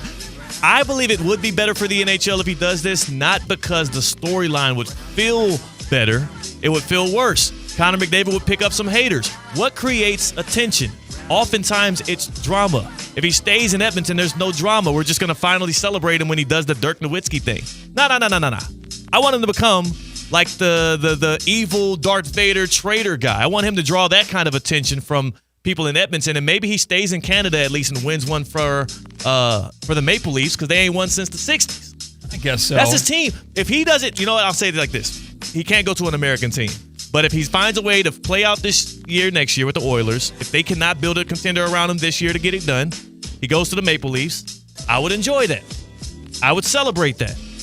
I would love to see him become a villain and create some intrigue. It would be better for the NHL if he does that than does the Ovechkin route, in my humble opinion. Well, you're not a hockey fan, Theo. Yeah. I said it. I think it'd be You're better. not a hockey fan. I didn't say I was. Right. But I think it would be better for hockey fans for McDavid to stay where he is. Maybe it's better to get as many clicks on an ESPN website that matters. For McDavid to leave, but not better for the sport of hockey. It matters, though. It matters. You can't tell me it doesn't matter when before the NBA Finals starts, everybody's mad because they're not familiar with the teams or don't care about the storyline. Attention matters. It's like the number one currency these days. I don't think so when the product's good enough. Okay. Seriously, you always get the drama and you have the heart pounding of hockey compared to the NBA. The product is still going to be good. Product is still going to be good. He just will be in another jersey, which will create more storylines, which will create more drama, which will create more attention, more money in the pockets of hockey investors. I guess not the fans. They're going to lose more money. Getting knocked down 3 times and getting up 3 times is better in the same uniform for the sport. It's not. It absolutely is. Especially if McDavid came to American hoop. Like if McDavid, come on. Anaheim Duck, Connor McDavid. Come on. Don't play with me. Play with somebody else. Matter of fact, how about we play Who Missed the Cut on the other side in the happy hour here on Theoretically Speaking. It is a Feel Good Friday. We pump the brakes to welcome in our guest and deliver to you a special edition because the best 2 words in sports might be Game 7, but what's the hardest trophy to get? We answer that on the other side. That's CCAT. I'm Theo Dorsey. We are Theoretically Speaking on ESPN 106.3.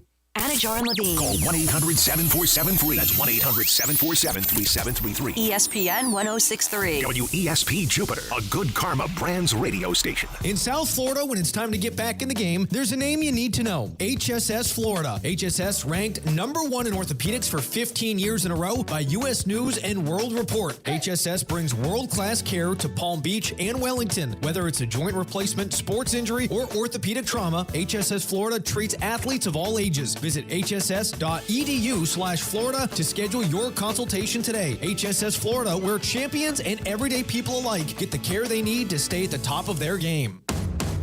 For 48 straight years, Ford F-Series have been the best-selling trucks in America. We got here by engineering breakthrough technology, redefining Built Ford Tough, and never settling for second best. But what's really made Ford F-Series the number 1 selling trucks in America is you. Ford F-Series, built Ford tough. Based on 1977 to 2024 calendar year total sales. A resort destination beyond compare, yet conveniently close to home.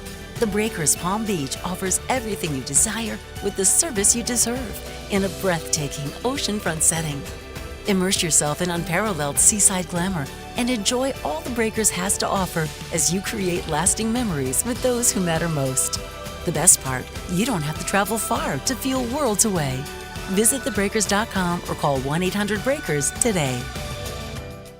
Get ready, South Florida. It's the 12th annual Boca Raton Bowl. Tuesday, December 23rd, 2 p.m. at FAU's Flagler Credit Union Stadium. 2 of the best group of 5 teams go head-to-head in the ultimate holiday showdown. Over 150 players have gone from this field to the NFL. Who's next? Visit BocaRatonBowl.com for the latest, including when tickets will go on sale. The 12th annual Boca Raton Bowl. Tuesday, December 23rd, 2 p.m. at Flagler Credit Union Stadium. Calling all sports fans, grab your MVP card and head to Duffy's where you can catch all of the action. Not an MVP? Sign up for free and start earning rewards today.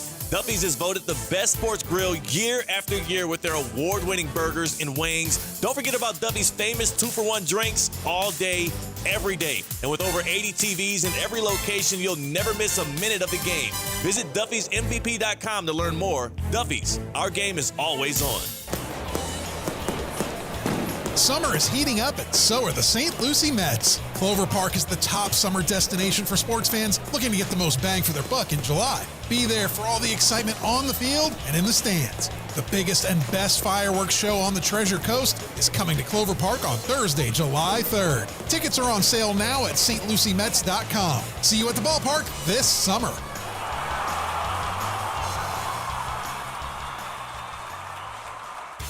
Hey, Steph Prince here, General Manager of ESPN West Palm, to tell you about a team that has meant a lot to me and this community for a long time. Bob and the team at Bradley Heating and Air Conditioning have been helping me stay cool for years, whether at home or in the office. And living in South Florida with 3 kids, I don't know what I'd do without them. Family owned and operated, serving Royal Palm Beach and beyond since 1980. Let the knowledgeable and trained team at Bradley help you with your residential and commercial needs, installation, repair, seasonal maintenance, upgrades of all makes and styles and models of HVAC equipment, and so much more. Bradley Heating and Air Conditioning does things right the first time and makes the process smooth, stress-free, and most importantly, keeps you cool. Give them a call at 561-793-7497. That's 561-793-7497 or bradleyair.com. Any need, big or small, trust the amazing team at Bradley Heating and Air Conditioning. Introducing DQ Grill and Chill's new sauced and tossed buffalo chicken strips. A basket of 100% all-white meat seasoned chicken strips, now being served with blue cheese or ranch dressing dips. The blizzard of the month is the Strawberry Cheesecake Blizzard, a new flavor for the summer, featuring a creamy blend of strawberry cheesecake pieces in vanilla soft serve, dipped in strawberry topping. DQ Grill and Chill with 2 locations, 4828 Lake Worth Road and US 1 just south of North Lake. Live from the Anajar and Levine Accident Attorney Studios. The man your man could smell it. Theo Dorsey is theoretically speaking. But are you a different animal and the same beast? Streaming live on YouTube. You're gonna break up with me because of what I do on the radio? Here's Theo Dorsey. Good people. It is a feel-good Friday. And I hope you're feeling good on this Friday, because we certainly are. It is June 20th. This is Theoretically Speaking. C-Cat's on the other side of the glass on the ones and the twos. And if you're watching us on YouTube, you already see the man, the myth, the legend, at ESPN West Palm on YouTube, by the way. And you know how he self-requested this walk-in song. Yeah. Apparently, this was one of your layup line songs back in your hooping days. Back when I could smack glass. So 80 years ago. Yeah, close to it. He is the CEO of the Cognizant Classic in the Palm Beaches. He is Todd Fleming. My family, it's good to be home. Man. Thanks for bringing me in. I'm so happy to be here. My question is, who requested this song to be y'all's layup line song? Oh, it was straight me. Yeah. Yeah, this was back when the ATL was really coming on the map, right? It was late 90s, early 2000s. This went hard. When that beat kicked in, right there for the hook, you better be grabbing that board at that point, smacking the glass. It just took me back. Yeah, I sent this to Theo with a long line of discombobulated words. I didn't even have the years right, but I was hooping down in Miami around this time. Okay, bet. Yeah, that makes sense. That lines up. Because at first he told me it was like a high school or middle school. I'm like, hold on now. I know you're young. You ain't that young. Hold on. What didn't we used to do? It was like it was happy hour drink of the day. I may have had a few adult beverages in me when I was sending you those texts. There we go. Well, Todd Fleming is in the house today, and he's here for a special reason. That's because we got to bring back the segment that people have been begging for, and that is going to be Who Missed the Cut. It is going to be an interesting one. It's going to be a fun one. And if you don't know the rules, you're going to find out soon here. Already in the YouTube chat, Jalen said, my boy Todd Fleming in the house. It's good to be home. How long has it been? It's been too long. Yeah. I mean, too long. I mean, look, we got to give people I can't give them every week, right? They got to want it a little bit, right? It's like the McRib, you know. It's like my wife, right? And my wife, you gotta keep them on their toes a little bit. So you can't be the same person all the time, right? Okay, see, C-Cat, when he said your wife, C-Cat was like, "What are you doing? You trading them out?" He's like, "No." Right. You got to shift up. You got to shift up the game every now and then. Be away for a week and come back. Like, aren't you happy to have a dad? Like, that's what I'm thinking right now. Be a whole lot worse. No, this is this is special to have you back, especially to be kicking it here. The NBA Finals, though. Before we get into our Who Missed the Cut, just got to get a little pulse of the current sports landscape. So last night, obviously, it was a blowout. Pacers win 109-91. They forced Game 7.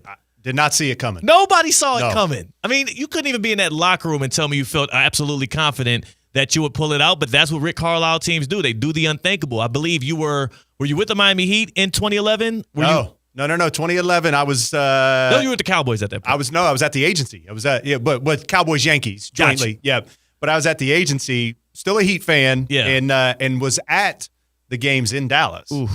It was not good. Not a pretty look. So that was the last time we've had such a shocker when Rick Carlisle coached up the Mavericks and J.J. Barea was locking up LeBron James.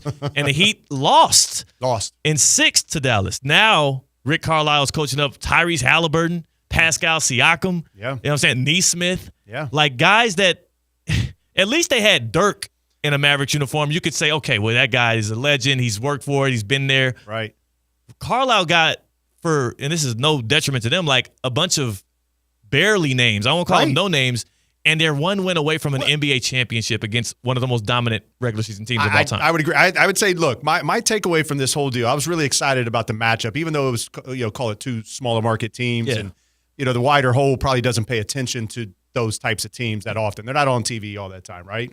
But to me, these are teams. I think we're getting back into this version of basketball, at least at the highest level, where there's teams. So again, to your point, I think that's right. I think you have a star, you have a second star that's potentially on the team, and then you got a bunch of guys that fit the mold of what does it mean to be in a team. But the Indiana Pacers really, really surprised me because their best player doesn't want to score the basketball. Yeah. I mean, at all. Certainly can. Yeah. Right? Certainly can. But his game is more of let me distribute, let me get everybody involved.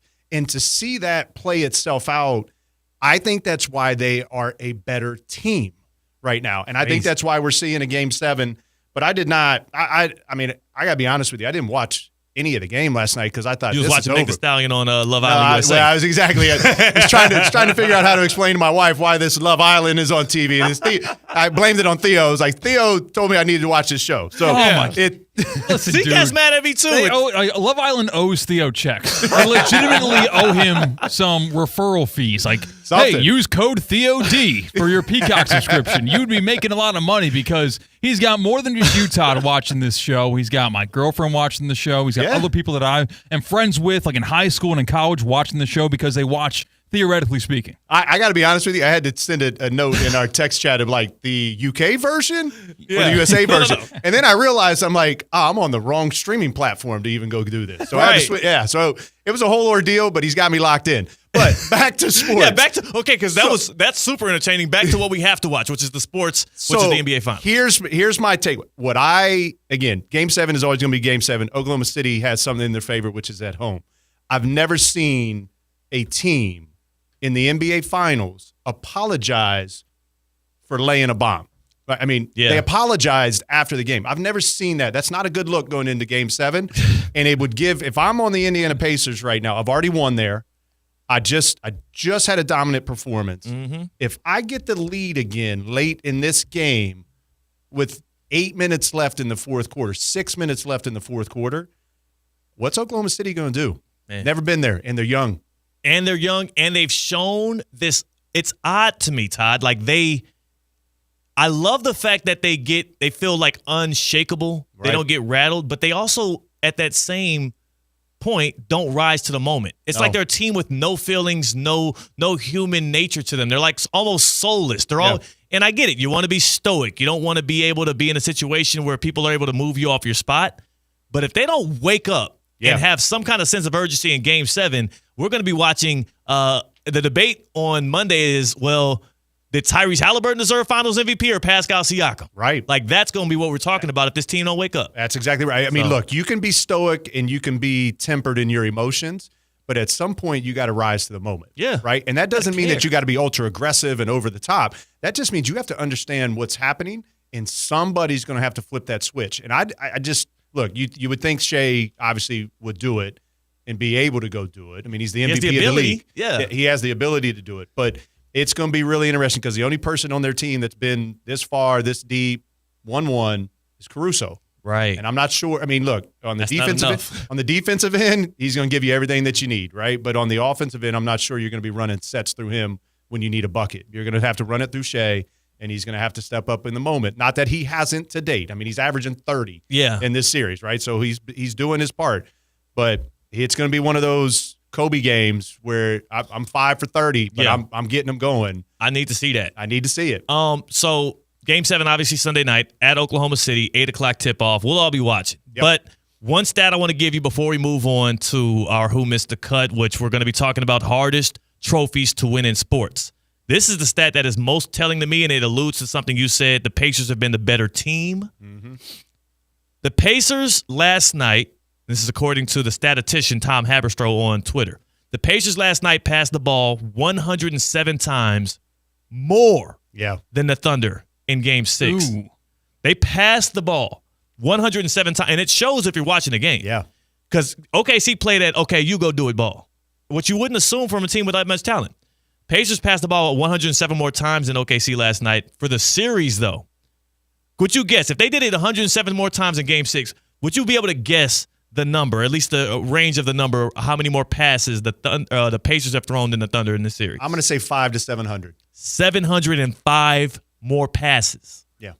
They're beating them with the power of friendship. Like, the Thunder are talking it, the Pacers are living it. They live it. Well, and again, I think it goes back to Halliburton, and I think it goes back to Carlisle. Like, there's two common themes, right? Carlisle is a hell of a coach, but when your best player is his entire game is predicated on being unselfish, you're going to win a lot of games. He had 4 assists from the starting 5 for the Thunder. Starting 5 for the Pacers had 16.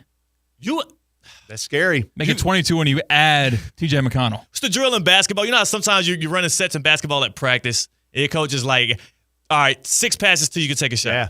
They got to start. That's what they're doing until Sunday. 12 passes till you take a shot. There's a little benefit in high school called no shot clock. Yeah. It's shot clock. I'm talking about in practice. I mean, of course, in the NBA, you got to do something. But, I mean, 700 more passes. It's telling. And how did they throw more passes and you threw more turnovers? I don't know. It's going to be a night. Look, Oklahoma City could come out. That crowd's going to bring it. I mean, it's one of the loudest buildings, if not the loudest building in the NBA. Neither team has won an NBA championship, which we're going to talk about here in a second, right? So, I mean, there's a lot on the line for both of these franchises. But Oklahoma City, the last time they were here was against our Miami Heat, right? Yeah. And they had the triumvirate of those 3 guys. And if you remember the statement, Mike Breen made the statement, they'll be back. Right at the end of the game. Right at the end of the game. They'll be back. This is the only time they've been back. So there's a lot on the line for this young team that's staring down the barrel of salary cap and contracts and all of that. This is their moment to get one. So what are they going to do? But if Indiana happens to win it, it's because coach is just a superior coach right now. He's been here before, and your best player is playing unselfish. Makes everybody better. They deserve it. And you know what the people deserve? Yes. Who missed the cut? Oh, my goodness. This is not good. It's beyond hard to watch. 4 will enter. 3 will survive. It's time for Who Missed the Cut? Presented by the Cognizant Classic in the Palm Beaches. It is that time. Todd Fleming is in the house. It is a feel-good Friday, and Todd is back to play a little Who Missed the Cut. If you don't know the rules, this is how it works. 4 enter, 3 leave. It's just like golf, right? You got to make the cut to get into the weekend. This is a tough one, though, because this is hardest trophies to win in sports. We're going team sports. We're going with the Big 4 in America. So we saw the Panthers just did it back-to-back. Lord Stanley Cup got to be in it. Then you got the Vince Lombardi in the NFL. That's the most heralded of the trophies. That's the most heralded league in the NFL. The Larry O'Brien's up for grabs on Sunday in a Game 7. Should be epic, but from what I've seen, it could be just another stinker where one of the teams gets steamrolled. And then you have the Commissioner's Trophy in Major League Baseball, where some might say it matters less than the other three, but I would say it might be the hardest to get individually because you look at some of the great baseball players, they're not able to impact the game as much as a basketball player can singularly do. So this will get interesting. We got Todd Fleming, we got C-Cap, we got myself, Theo. Who gets the immunity? It's been so long. I have a question about the semantics of this. Yeah. Just at the jump. Yeah. Would you say in sports it's harder to be the best team in your league, or is it harder to win a championship in your league? Does it vary from sport to sport? I think the subjectivity of that is the meaning of best in today's sport. Because some people will say if you win the championship, you are the best, no matter what. That is the goal. I mean, look. We have the number one seed. Like, let's just go back to the NBA. We have the number one seed in the West. Number one seed in the East got bounced in the second round. Right. And most people thought halfway through the season that we were on a collision course for Cleveland versus Oklahoma City. So I would say best, dependent upon sport, is very subjective. So I would say it's harder to win the championship. Yeah. Than it is to be better in the regular season. For sure. Best team, it's harder to be the champion than it is to be the best team, for sure. In all four sports. Depending on not in all four sports. Yeah. I think it's a lot easier to win a World Series in baseball than it is to be the best team in baseball. Ooh. That's what I would say. You got to prove it for 162 games versus get hot in a month and a half. Oh, I like where you're going there. So there's some truth to that. Well, then which one are we going to say safely makes the cut then? We always got to give the immunity off the top. We got 4 trophies. Which one is definitely tough to get your hands on? He just got me thinking. I actually went and prepped. I actually felt like a real journalist. I have stats over here. I have data, and now he just blew all my thoughts right out the window. So I'll give you one. I think the NBA is the hardest trophy to win. The Larry O'Brien Trophy is the hardest win in sports because, in my opinion, more often than not, the best team in the league wins that championship. Oh. A 7-game series, every single round, I think just leaves too many fail-safes in order for the best team to prove themselves in a 2-month stretch. He's on to something. I'm with you. Here's where you're winning my heart. LeBron James has been on a dominant historic run. He has been the best player for quite some time. I know he isn't now. And look at how many he has versus how many times he's even gotten there. Well, I think out of 21 years, he went, he's been to 10 or 11 finals? He went to 8 straight. Yeah. All 4 years in Miami and all 4 years that he went back to Cleveland, he was in the NBA Finals. Hard to close all the team 4 out. years. And so in those 8 years, how many did he win? 3. He won 3 of the 8, right? It's hard. And we're talking about one of the greatest to ever do it, if not the greatest talent in basketball. So the Larry O'Brien makes the cut. The Larry O'Brien is safe. I impose my will by being first. No. I got to and by the way, the data backs it up. Okay. We have our data guy, Todd Fleming, here. Right. 19 of the 30 NBA teams have won it. So it makes the cut. I got you. Exclusivity. I like the research. Coming through with the fellas, research. that comes down to 63.3%. Oh, he's a nerd. He's a nerd, too. However, who saw this coming? Listen, we've already pushed it across. Larry O'Brien, the NBA championship is the hardest. Salary cap makes it easier, though, does it not? Salary cap in the NBA makes it easier. The fact that everyone's got the money Levels the playing to field. field a basketball team in a level playing field, like you said. Well, here's the other thing. The counter argument to that is it's not easy to do so if you're unwilling to spend in baseball. Like, there's like 20 teams that have no chance every single time we start with opening day in Major League Baseball. That's true. I guess in baseball, point A to point B. Okay, I have $35 billion. Yeah. I'm going to be a top 3 team in baseball, so I have a better chance than anybody else. Yeah. Well, but we're seeing that play out differently right now with the Red Sox. Right. I mean, the Red Sox have endless amounts of money, right?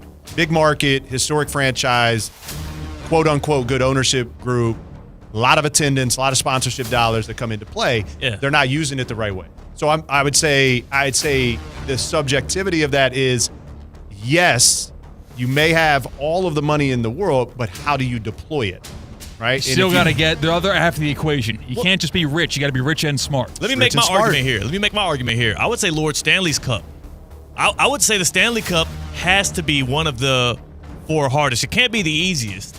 I mean, Jonathan Zaslow got on our airwaves and said it was the single hardest trophy. I doubt that, but I do agree it's tough to get your hands on. And look at Connor McDavid right now. He's the greatest in the sport. He skates at a speed nobody else can touch. It's incredible to watch that guy play. Right, and even last year, though they made it to Game 7, they were down 3-0 in that Stanley Cup final last year. they were like riding a wave of momentum to get it back to a Game 7. But this year, you can tell how big the talent disparity is. It's tough in NHL. I want to save Lord Stanley Cup. Well, I think we can get there too, because I think the quality of hockey playoff competition makes it the hardest, and it should stay. The data doesn't back that up. Really? What's the data on this? Hold on. The data, 75% 75% of the teams in the NHL have at least won one. Damn. Right? And so the only counter to that is Las Vegas comes in, and in year number 1, they're in the finals. They lose. Yeah. But they come back within their first 3 years. They got a cup. You ain't doing that in the NBA or the NFL. I don't think so. But I do believe that you're right. Is that once you get to the playoffs, that level of competition inside of the NHL to win Lord Stanley's goes up. I mean, it's not a couple notches. I mean, it goes through the roof of the competition. Yeah. So I do believe that you have to be playing the best. So coming out of that, you're the best. So it's hard to win that one. And you also got to dodge like a really hot goalie. Ooh, like if you've got Biddington in the net when he was with the Blues and he just was dominating just from one position, where if you have the greatest goalie ever, let's just say, or the best in the sport at that moment, he has a lot of control over the outcomes of all of those games. So we picked two sports where, one singular player can change the face of everything. Yeah. We said the NBA and the NHL. So Lord Stanley Cup and the Larry O'B are safe. That means it comes down to the Lombardi Trophy and the Commissioner's Trophy. It comes down to Major League Baseball and the NFL. We're talking hardest trophies to win in sports. A little Who Missed the Cut, Todd Fleming here, C-Cat right there, and myself, Theo Dorsey. So which one is it? Who's going to step up and defend the NFL? Because we haven't even talked about the Lombardi Trophy yet. Again, it is a getting hot at the right time, which almost feels easier than out-talenting your opponents. Wow. Is he going here? We've seen some pretty, middle-of-the-road teams come middle of the regular season. New York Giants? Eli Manning twice. Joe Flacco. You look back on the defense, and the Ravens were a good team. It got dismantled. Johnson. Trent Dilfer. I think we're answering it. I think we're answering it right now. Right now, that might not be the case because of how many great quarterbacks there are in the AFC alone. But we just saw Jalen Hurts win a Super Bowl in 15 years. Are we going to say, guys like Trent Dilfer and Jalen Hurts are winning Super Bowls? Yowzers. Now, that's disrespectful. Okay, Jalen Hurts was runner-up for MVP one year. It's a possibility. I know. So I think we may have just talked ourselves into it. You think it's harder to win a World Series than it is to win the Lombardi Trophy? Barry Bonds is the best baseball player to ever have lived. You're going very individual-wise. And I'm just saying, and Barry Bonds played on a lot of good teams, and he has 0 championships. Yeah, I hate to say it because it's a dying kind of fan sport, but winning the Commissioner's Cup in the World Series is extremely hard to do. Yeah. Injuries come into play, pitching comes into play for the other. I mean, all of these things that are inside the game, but could at the drop of a dime can change for your team. Look at the Yankees. That's where you get cold one weekend, and all of a sudden you are out of it. You're out of it. It's funny. Jalen in the YouTube chat right here, just as you brought up the Yankees, says the Yankees spend $1 bazillion dollars every year and haven't won a title since 2009. It hurts my heart, as you guys know, but we took solace in the fact that, hey, we got back there last year and got an accomplishment and got the brakes beat off of us by the Dodgers, right? But that's hilarious. I'd say winning the World Series is the hardest. I just look back at the Washington Nationals in 2019 and how poor they were about 60 games in.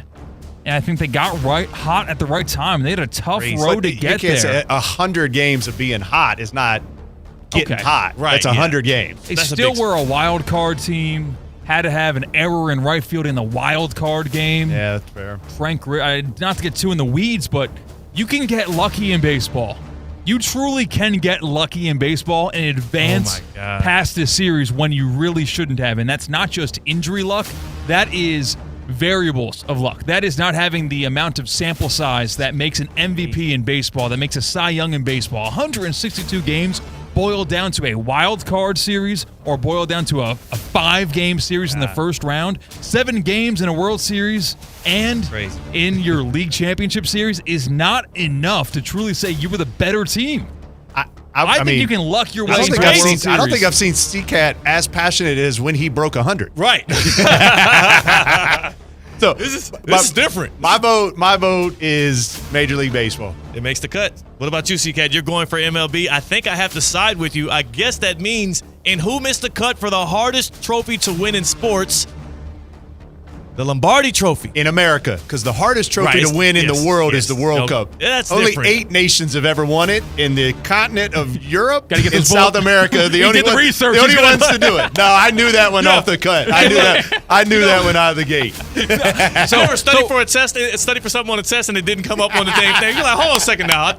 I'm going to write the question answers, David. You hear it in broadcasts all the time. The play-by-play guy just weasel in a little nugget that he did the work for, and he needs to make sure that it didn't go unused. Yeah. I mean, I prepped. I prepped. It's got to get in there. It's like when the backup tight end gets a catch in the first half, and all of a sudden we're hearing this story about his childhood already. Like he has one catch for 7 yards. We're going to do it right here.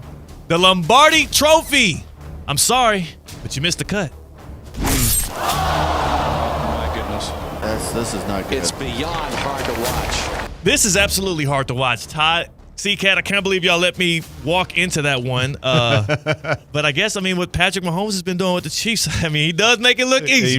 But this may be the first time that anytime we've had an NFL option inside of our category that it missed the cut. Lost. I've never seen the NFL. Never seen it. Yeah, By the way, seriously. Tell Dolphins fans that it's easy to win a Super Bowl. Can we win a playoff game? Yeah. Can we talk about the Baltimore Ravens for a real quick second? Yes. Trade they made? Yes. My man Derek Gold that works for us is over the moon right now. He's already got his size for his Super Bowl ring with the trade. Jair Alexander. Free He's agency pickup. Yeah, Really? Didn't even have to- he's ready for football to begin tomorrow, and he thinks that Baltimore's already got it in the bag. That's He and secondary. Kyle Hamilton. Yeah. They just have an eye for talent when it comes to free agency and just offseason acquisitions. I'm excited for it. As a Ravens fan, Todd, I'm excited. I know you are. Yeah, as a Chiefs fan, I'm excited about Jalen Royals. 4th round wide receiver Jalen Royals. Let's go. We got Rasheed Bryce back. That'll be fun. Nice. This Who Missed the Cut today brought to you by who you would have been joining us on the Baptist Health Hotline, but you didn't this time around. But I do want to tell the good people about Baptist Health Orthopedic Care. Maybe they want to call into the Baptist Health Hotline and call us fools for calling it tough to get a Lombardi Trophy. Easy to get a Lombardi Trophy. Or easy, I'm sorry. 888-760-3776. 888-760-3776 to call in and complain on the Baptist Health Hotline of how we got that wrong. That's the Baptist Health Hotline, is joint pain affecting your quality of life. At Baptist Health Orthopedic Care, our team is experienced in traditional joint replacement surgery as well as new, less invasive treatments with the goal of returning you to what you love as quickly as possible. Learn more by visiting baptisthealth.net/ortho today. Baptist Health Orthopedic Care combines its resources of experienced physicians and leading-edge treatments and technology to provide advanced orthopedic, foot and ankle, joint replacement, spine, and sports medicine care. Visit baptisthealth.net/ortho for more information today. Baptist Health Orthopedic Care has offices conveniently located in Palm Beach County through the Florida Keys. Learn more by visiting baptisthealth.net/ortho. Last time we talked with you, Todd, there was a major announcement with the Bear Trap tickets that are on sale for the Cognizant Classic. How can people get their hands on those? You can go to our site right now, thecognizantclassic.com. They're open. They're available. You can buy them for multiple days. You can buy them for an individual day. Things are moving pretty quick, so I would encourage people to do that. And again, we're including beer, wine, soda, water, so the party's going to be going on. So we need everybody to show up in their best outfits, show up ready to heckle some golfers, watch some good golf, but show up to have a good time and put a few adult beverages in their mouth. Don't tempt that man over there, C-Cat. I know the Cognizant Classic this year, I hear we're going to be having it's going to be a little bit of party going on in the Bear Trap this year. We need it. Yeah, let's do it. And C-Cat will heckle golfers for free. I think we need to get C-Cat to rile up everybody. Just get your group together, C-Cat. I respect the game Bring too them much. out. No. You can respect the game and still have some fun. So we need you in there. So come on. Come after you, Justin Rose. There's a lot of things going on, man, but go to thecognizantclassic.com. You can find out all the information that you need. That's our guy, Todd Fleming, CEO of the Cognizant Classic in the Palm Beaches. Looking forward to next spring. Man, this is an early 248 release. days. 248 days. Until tournament week. Back into February, I'm guessing again, right? February 23rd through March the 1st. We're set and locked for 2026. Yep. Let's get everybody out there. TheCognizantClassic.com to get your tickets. That's Todd, that's C-Cat. We are going to – oh, is that a call from Roger Goodell? He's mad. Theoretically speaking on ESPN 106.3. Live from the Anajar and Levine Accident Attorney Studios. Anajar and Levine Accident Attorneys. Call 1-800-747-FREE. This is ESPN 1063. Hi, I'm Michael Manzo, owner and founder of Manzo's Italian Deli, and Stop, Dad. After 20 years, people are tired of hearing your voice. Yeah, and your lame-ass commercials. Fresh prosciutto, mozzarella, outstanding. Oh, please. There's only one reason Manzo's is voted #1 deli in Palm Beach County for 20 years. Our mother. She makes sure you prepare everything from scratch using only the freshest ingredients. Manzo's Italian Deli is located on Palm Beach Lakes Boulevard, right next to Rain Dancers. Is that a strip club? No, it's a steakhouse. Manzo's is open weekdays from 8 to 5 and offers free delivery. So stop by or call 697-9411. That's 697-9411. we also specialize in hot and cold catering for corporate functions and special events. Just ask anyone who was at my last birthday party. Banyan Printing. For 47 years, the trusted partner for all your printing, mailing, and signage needs. And 2025 just brought something big to Banyan. Introducing Banyan's new press. Bigger, faster, and more competitively priced than anything you'll find anywhere in the Palm Beaches. Think variable data postcards, bulk mailings, and high-quality print on stocks up to a 24-point board. Banyan Printing. Visit banyanonline.com and discover how your business's printing materials can get bigger and better. Kaiser University's flagship campus, the 100-acre residential campus at 2600 North Military Trail in West Palm Beach, extends Kaiser University's educational offerings to over 100 degrees within the heart of South Florida. Kaiser University also has an athletic program with 24 national championships, including the 2024 Women's Swimming and Diving Championship and Men's Lacrosse title. Visit KUSeahawks.com for the latest. As market dynamics change, the quality of service you receive from your accounting firm shouldn't. Anshin Accountants and Advisors take the time to get to know you and your unique circumstances to help resolve complex issues and develop innovative tax and accounting solutions tailored to meet your goals. If you're a high net worth individual or business owner eager for a strategy to maximize tax savings, let Anshin deliver where others can't. Visit anchin.com. Anshin Accountants and Advisors, recalculating what's possible.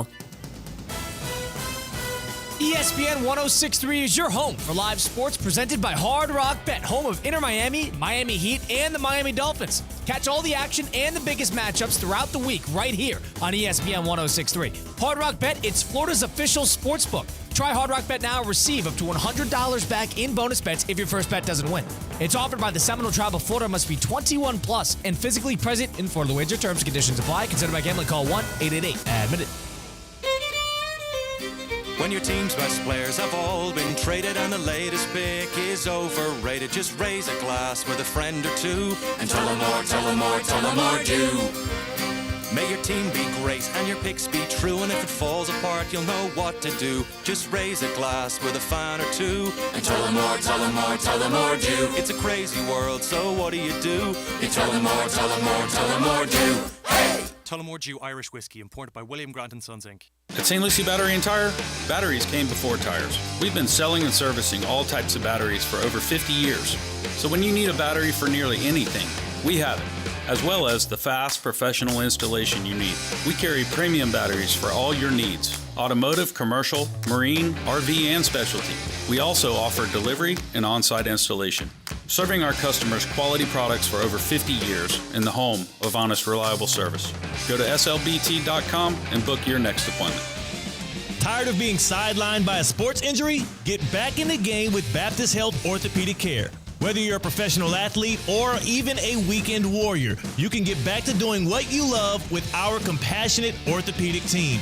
Experience a new level of care and get back to your best. Welcome to being treated like a pro. Make an appointment today at baptisthealth.net/ortho or call 833-556-6764. Want to accelerate your career as a manager or executive in the exciting industry of sports? Florida Atlantic University's MBA in Sport Management program is ranked #1 in Florida and 10th in the world. Students learn practical and applied skills from top faculty and experts who work in the industry. With a 94% placement rate for all grads, the full-time MBA program sets students up for success in the world of sports. Check out Florida Atlantic University's MBA in Sport Management program today by going to business.fau.edu. Get ready, South Florida. It's the 12th annual Boca Raton Bowl. Tuesday, December 23rd, 2 p.m. at FAU's Flagler Credit Union Stadium. Two of the best group of 5 teams go head-to-head in the ultimate holiday showdown. Over 150 players have gone from this field to the NFL. Who's next? Visit BocaRatonBowl.com for the latest, including when tickets will go on sale. The 12th annual Boca Raton Bowl, Tuesday, December 23rd, 2 p.m. at Flagler Credit Union Stadium. Marlin's Flanagan's Fest is back. Saturday, June 21st. It's one of the most anticipated nights of the season, featuring the coveted Flanagan's Marlins jersey. Only available through a special ticket package. The first fans through the gates also get a free limited edition Marlins Flanagan's Cup. And yes, Flanagan's food will be served at select concession stands while supplies last. Jerseys sell out fast. Lock in your tickets now at marlins.com/Flanagan's. A resort destination beyond compare, yet conveniently close to home.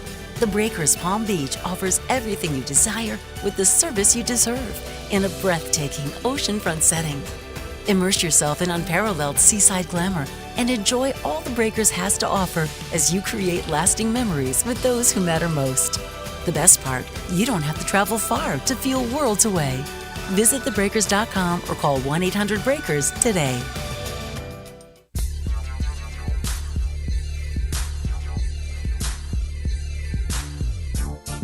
Live from the Anajar and Levine Accident Attorney Studios, Theo Dorsey is theoretically speaking. Streaming live on YouTube, here's Theo Dorsey. This next one's going to get really interesting, so strap up here in the happy hour on Theoretically Speaking, because CCAT and I are going to probably invent a rivalry of our own as we debate the topic of what's the best rivalry in sports today. Ooh. Best rivalry in sports today. If you got one, make sure you hop in the YouTube chat at ESPN West Palm and drop what you think the best rivalry is today in sports. Or maybe you call in 888-7603-776. 888-7603-776. Best rivalry in sports today. That's what we're talking here. And you can watch all of the rivalry action, maybe even some friendlies as well, at your nearest Duffy Sports Grill. They got 80 or more televisions in every single location. And once again, they were voted the best sports grill with their award-winning burgers and wings. Plus, they got the weekday lunch deals, baby. The Duffy's Double Play, right? Just $7.99. $7.99. That's going to get you a nice little lunch starter pack. You pair that with a famous 2-for-1 drink all day, every day, and you are having yourself a great afternoon. Thursdays at Duffy's, well, they got a new rendition coming right back. The Rib Fix days after 5 p.m., you can enjoy a half rack of mouth-watering ribs for just $12.99 with a side. They ain't one of them places that's going to be like, oh, you want a side as well? It's going to be $25. No. A half rack of mouth-watering ribs for just $12.99 with one side. Dine-in customers only. Get your Duffy's MVP card today, duffysmvp.com. Become a rewards member like me, duffysmvp.com. At Duffy's, our game is always on. CCAT, what was this, last night? Last night, Dodgers Padres in a game where the result didn't matter, but the brawl did. We had the dugouts clear. We had managers almost, joining in on some fisticuffs. Yeah, you had Dave Roberts trying to run around the conglomeration of bodies at home plate in order to get in the face of the opposing manager. Here's what I want to say. Yeah. If you're Dave Roberts and you do that, you better connect.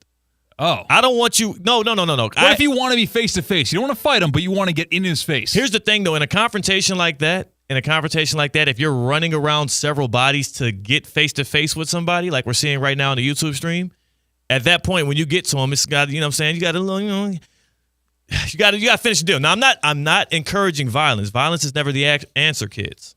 But I'm just saying, for Dave Roberts, it looked like it should have been.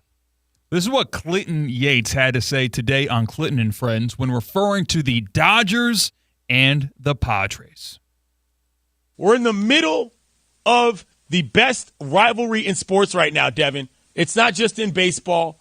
It's in the pro sport game right now. You don't have to measure rivalries only in long-term championships. You could measure rivalries by how much the dudes on the teams themselves plain don't like each other. Yesterday, things got a little loose for two teams that are effectively up the road from each other. Things had gotten testy. Okay. That's Clinton Yates on Clinton and Friends. What's that, 10 to noon?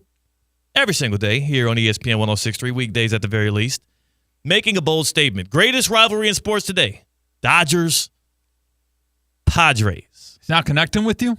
Is this East Coast bias? Hell no. Not no, but hell no. There's three things I use to judge what a great rivalry is. Three things that matter the most. Of course, you can have other elements, but this is Big Teddy speaking. This is Theo Dorsey here on Theoretically Speaking, and these are my rules. So you got to kind of hit the benchmark with me on these. Number one is hate. Hate is a strong word. Hate is like the opposite of love, but it's just as strong of a feeling. And I need to see some real hate between players on both sides, between coaches on both sides, fan bases, cities. I need to see that there is real dissension. There is contentment. You don't like to see even the colors on the other side. I need some hate, and we got a little bit of that last night. So congratulations to the Dodgers and the Padres for checking off one box. Next one is some history. And when I mean history is like you can't have a rivalry that's just a couple of games in, a couple of years in. I need a history of data points, right? Like think about like with the Kendrick Lamar and Drake beef, where I'm like, okay, I can date this thing all the way back to 2013. I can tell you about something he said in this song, something he did at this show. This dude didn't like him because of this record label. It's like I can go through a timeline of events that has now created what is festering in front of us today, which ended up being the greatest rap battle in modern rap time that Kendrick, had a landslide victory over Drake in. So I need some history. I need some data points. I need some ones that actually matter. And that's the third one. Hate, history, and of course, it has to be relevant.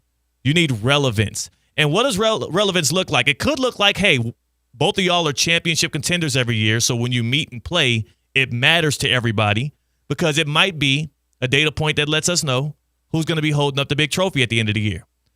Relevance could also be you have two of the 3 or 4 best players in your sport on both sides, so it matters when y'all meet on the field because we are now comparing legacies. This is now must-see TV when y'all play. I have to care about it in some greater way. And I'm sorry, C-Cat. As good as the Padres are, love me some Tatis. Don't watch a lot of baseball. I'm not going to act like I'm overly locked in on this. The Dodgers are the team to me that has the relevance. The Dodgers are the team to me that are the ones that are actually, hey, we're here to win the title. The Padres, not so much, especially not to the national viewing publics. Dodgers-Padres ain't got the kind of relevance that it takes for me to say they're the greatest rivalry in sports today. They just don't. Again, that's the key word, though, greatest rivalry in sports today. Yeah. And I contend that prongs 1 and 2 of your classification of great rivalry can produce prong 3. That hatred. And what was the second one? Hatred.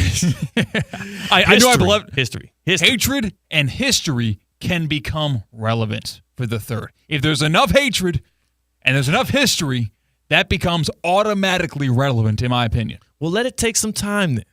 Like let's let it fester out. And I'm guessing with Clinton Yates here, we're talking team v. team, right? Like we're talking about like teams against each other here. He just said in sports. He didn't say in team sports. So we can't do players. So he said in sports. I mean, I think he's definitely wrong then. So then who would you say is the best rivalry in sports right now? I mean, honestly, Sabalenka and Coco Gauff have a better rivalry as well. Get out of here. Just saying, if we want to take team sports out of it. A lot of history. Come on now. They do. 23 years old? They've played in multiple.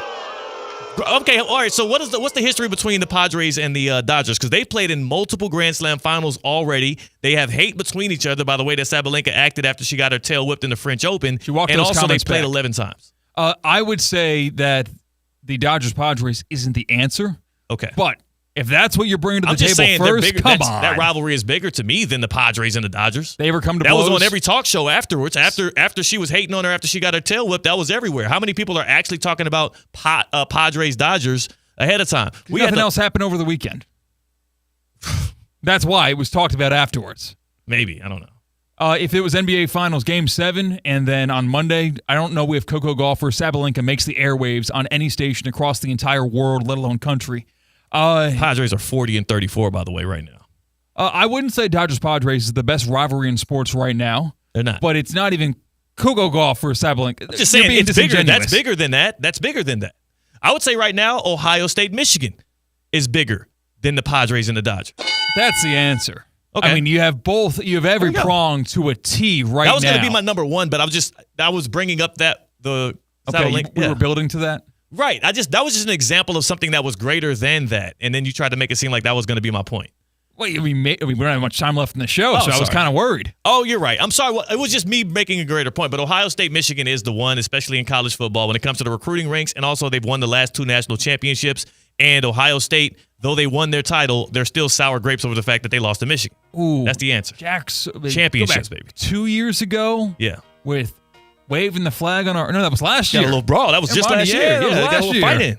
Oh, that's when Michigan wasn't good. That's exactly. That's a real fight, and Michigan won. Yeah, man. Championships don't come easy in the Big Ten. Championships come easy to a certain team nearby. Hey, shout out to Athletic Director of the Kaiser Seahawks, Chris Swagger. He is the AD of the Year in the Sun Conference, announced today.